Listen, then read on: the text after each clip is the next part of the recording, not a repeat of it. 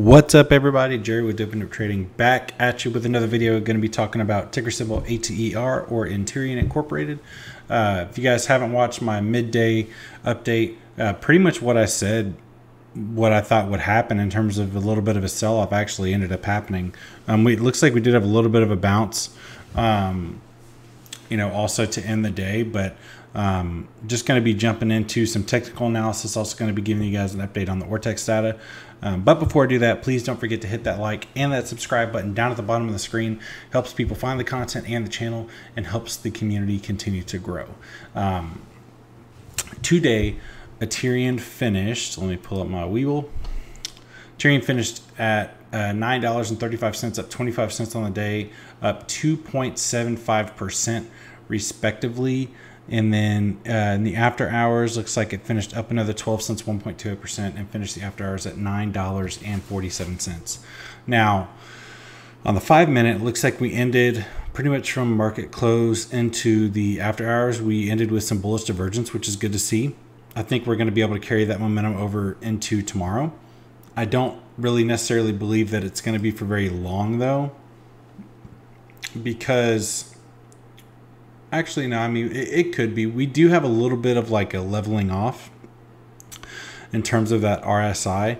And actually, I like from here, from the intraday yesterday to basically the end of the day today, we do have some bearish divergence. So, and also that MACD is diverged underneath that signal line. So tomorrow we could have a little bit of a red day to start. But if we're able to, let me jump over to the daily and show you guys the MACD here. If we're able to get this MACD to converge over that signal line tomorrow, it's pretty much going to negate any kind of red that we have, because the last time that the MACD converged, let me show you guys this, was right here on the daily, okay?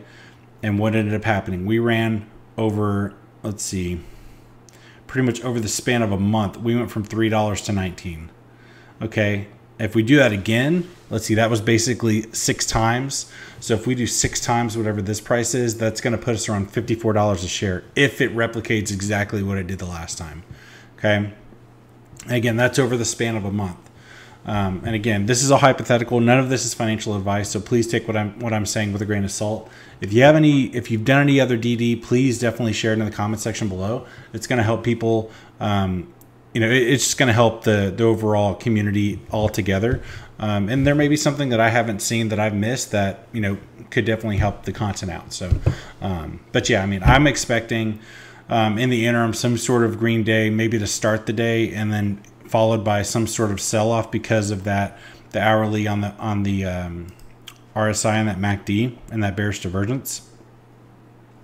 But like I said, if we're able to cross over on the daily on that signal line tomorrow, then it, like I said, it's going to negate pretty much any kind of red day that I was foreseeing, for the intraday tomorrow. So jumping over real quick to the Ortex data, and then I will let you guys go enjoy your evening.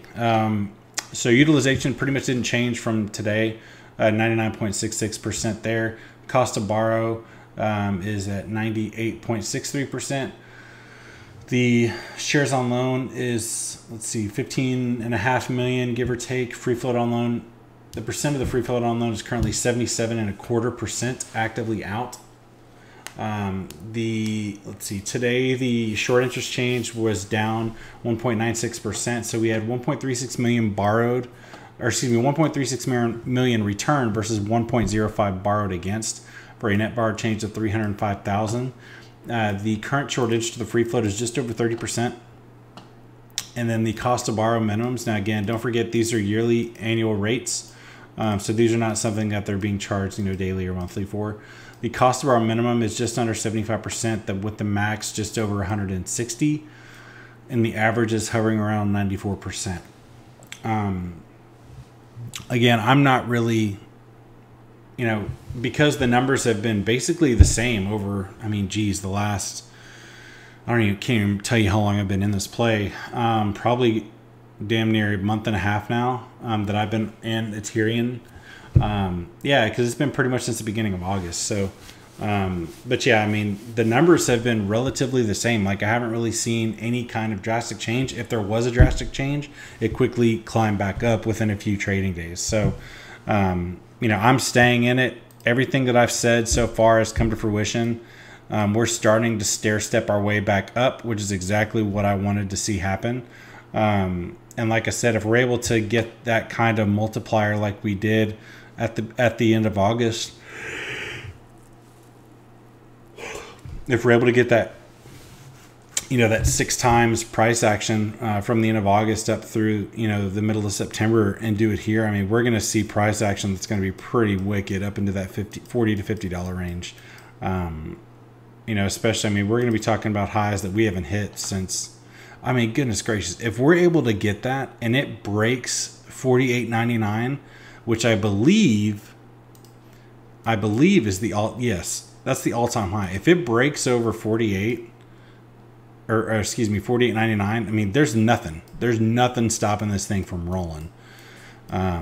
So yeah, I mean, I'm gonna have my eyes on it definitely, just because I want to see what this thing can do when we're breaking through levels of resistance like that. But other than that, that'll wrap up this video. I'm gonna be dropping one about Camber Energy, and then I'll probably do one more. Tonight I'm pretty tired. I've been watching baseball pretty much all day, so it's kind of mentally draining when you're watching it for so long. But yeah, I'm definitely going to do one more for sure. And other than that, I'll see you guys tomorrow. Later.